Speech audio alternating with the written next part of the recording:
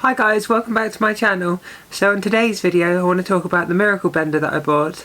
I think it's a miracle bender number 3, but I'll have to check because I can't remember. Yeah, I'm going to bolt it to the floor. I've got hopefully some large enough bolt things. I'll show you them as well. I found them at my parents' house and borrowed them. Yeah, without further ado, let's get on with the video.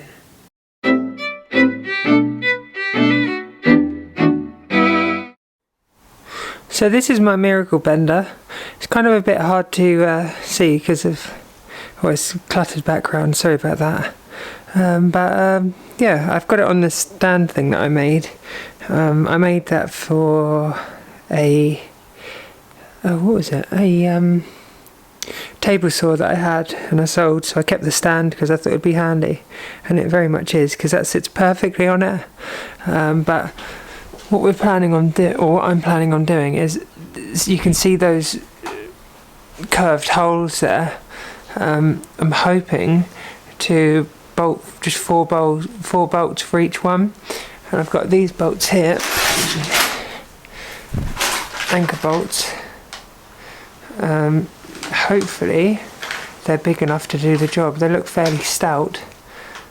I might put some big washers on, but yeah, at least if I do these I can take the bolts out and I can have flush holes on the floor, which is the plan, because I kind of like everything to be removable if I can. But yeah, it's quite a cool, see if I can get a light on that. It's a number 3, as you can see. It's a really nice thing.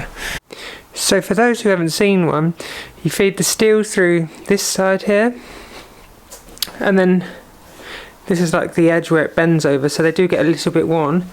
This one isn't too bad.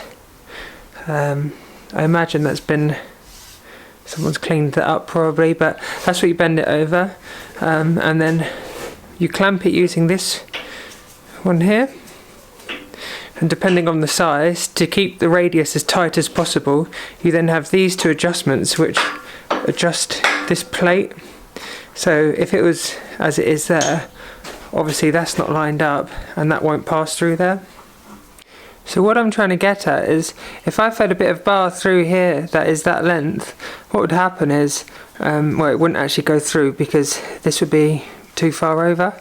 So to get the bend correct, you need to have it pushed sort of as tight as it can, or to get a nice tight radius, you need to have it pushed tightly to the bar. So like I say, if that was the width, whatever that is, 20 mil for example, maybe 15 mil, if that's what that is, it wants to be level. If it's like that way of it, it'd end up causing a much bigger radius, because the bar, this bit here does the bending motion, as you can see. So as I say, you want it square to it, or as tight as possible to it, to push it round. Now I'm no expert either, but just to sort of clarify, this is the first time I've ever owned one or actually seen one. When I bought it, I've had it for a while. I've got a bar, the original bar that connects to here, just slides on.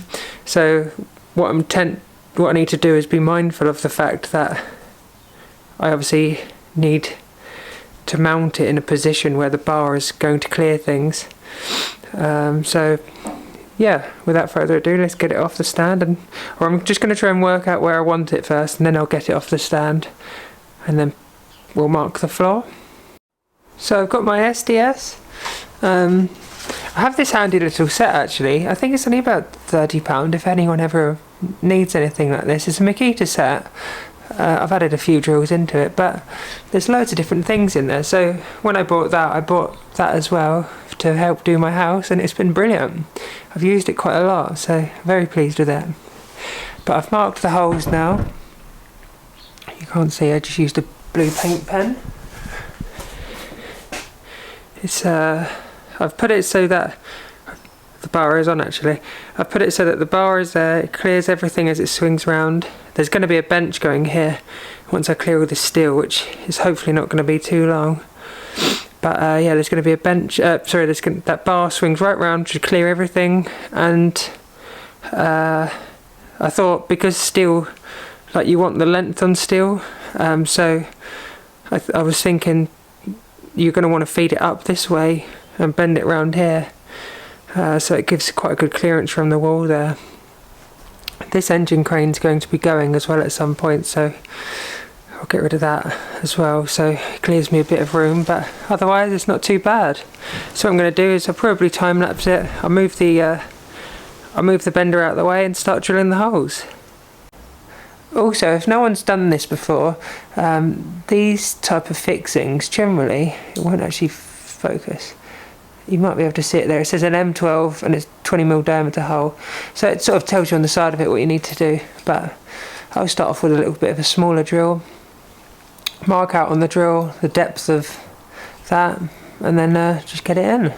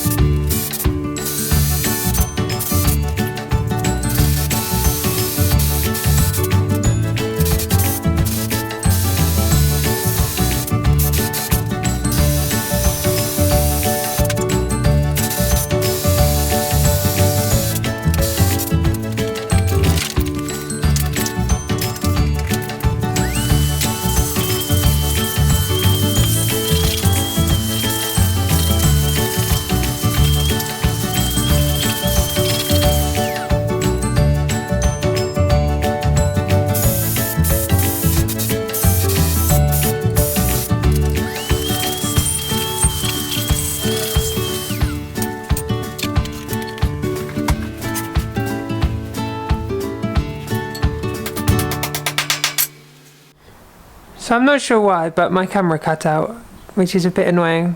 I think the memory card was full, so I've deleted some stuff. But once I banged all the things into the ground, I just used a hammer. Well, I used a hammer to tap them down, and then I tightened them in the ground on themselves, which pulls that locking, like the nut bit at the bottom. It pulls that up into it to lock itself in there. And then I removed them, put this on, and then done the same again. So yeah, so now it's all bolted down. It's the right way round now because I put it the wrong way round. Yeah,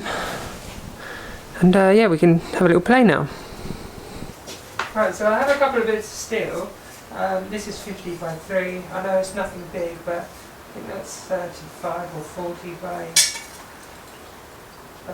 about 40mm by 5mm, as I said. I did actually bend some 50mm by 6 or by 8mm flat bar as well with this, when it wasn't bolted down. But annoyingly, I threw away all the scraps I had, so and the stuff that's behind there I need for a job that I'm about to do after this. So I can't really start bending stuff that I need. But so we use this back one to tighten it. I'm pulling it through a little bit, just holding it square.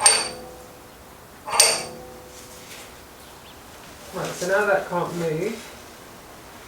Now you can see the gap in there from where that was. So what we do, we just tighten this one in until I tighten it so it's resting on the bar. Same with the bottom one. Tighten it so it's just nipped on the bar. Right, now that should keep the tightest compound radius that it can. So we take the bar, put the bar back on, and then, this is going to be effortless.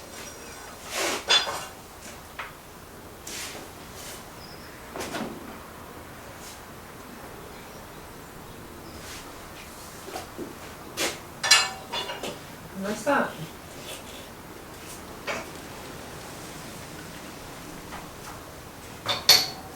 Just loosen it off.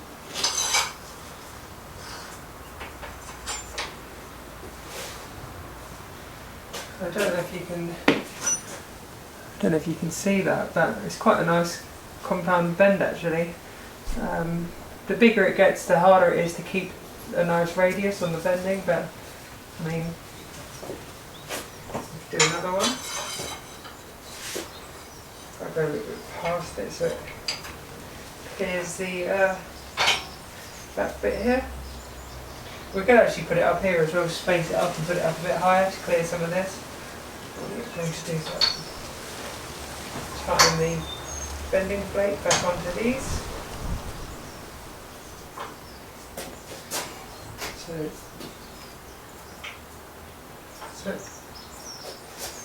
put it around there.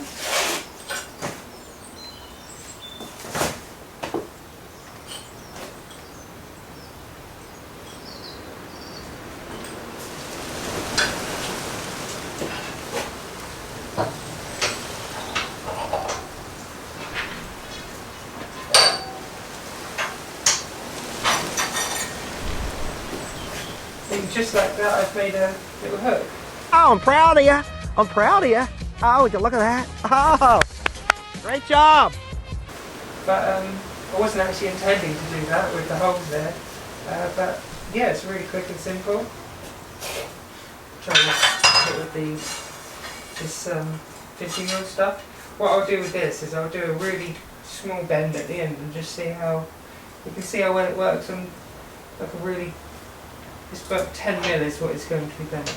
Yes, I'll do a little more. About 15mm is what it's going to be bending. And this is flat. Just nip them up.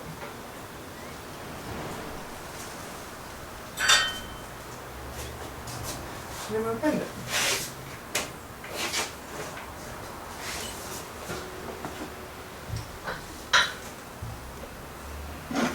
So what you can do as well, so once done here, where it's bent in, is pushed the, there's now a little gap, so to keep it tight, you can actually tighten it back in, and bend again.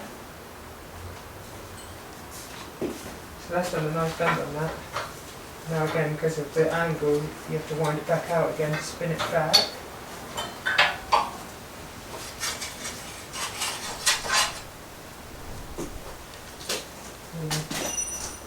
Look how tight that's bent that there, so it's a really impressive bit of kit actually.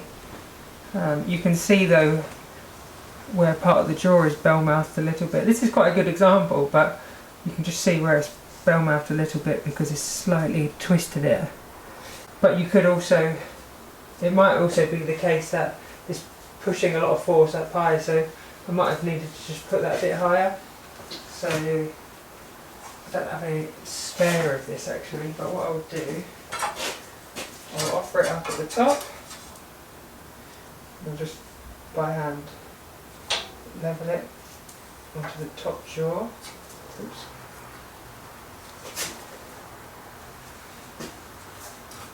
So we'll do the same again. We'll tighten it down. Tighten it down.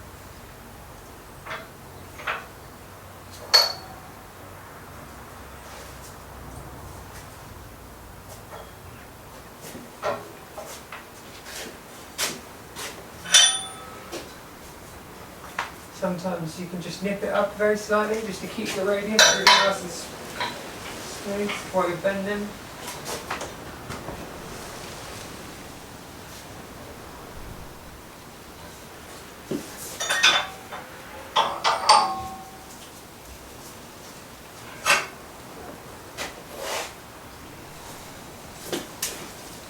But the second bend isn't too bad, it's a bit more, it's a bit hard to see on the,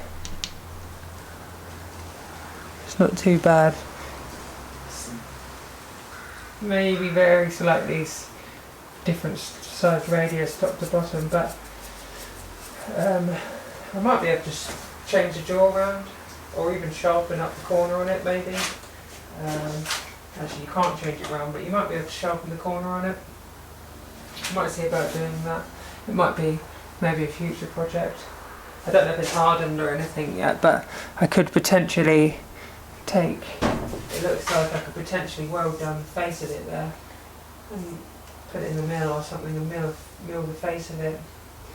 So it all comes undone, but yeah, it's a really good little fender.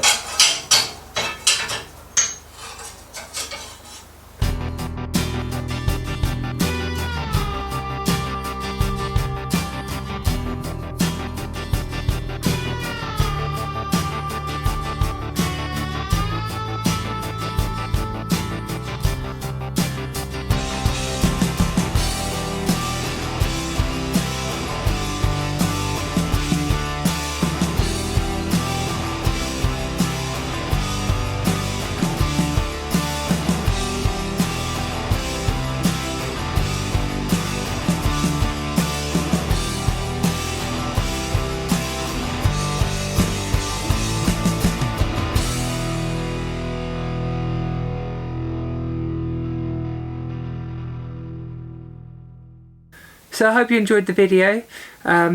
It's great that I've got it bolted down. It's nice to actually have a play with it bolted down to something, because last time I was trying to stop it spinning on the little trolley.